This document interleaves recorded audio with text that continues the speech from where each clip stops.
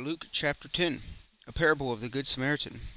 In verse 25, an expert of the law tests Jesus by asking, "What must I do to inherit the eternal life?"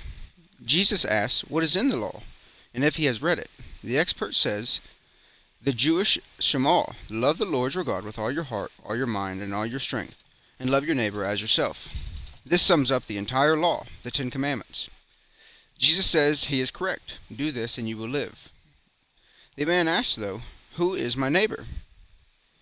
The clear message is that regardless of what culture or religion we're from, we should be willing to help people in need, even if they're different from us.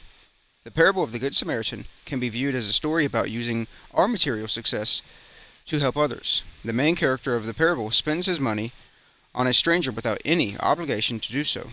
The Samaritans and the Jews were normally hateful towards one another in that day, but in Jesus' mind, to love God is to make anyone who needs our help into our neighbor. Jesus emphasizes this point by reversing the expert's original question. The expert asks, "Who is my neighbor?" A question that begins with the self and then asks who the self is obliged to aid. Jesus changes the question to which of the three was a neighbor to the man, a question that centers on the man in need and asks who is obligated to help him.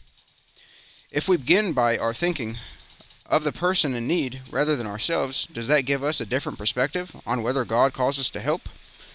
This doesn't mean we are called to take care of literally every single person. No one is called to meet the needs of the world in that way.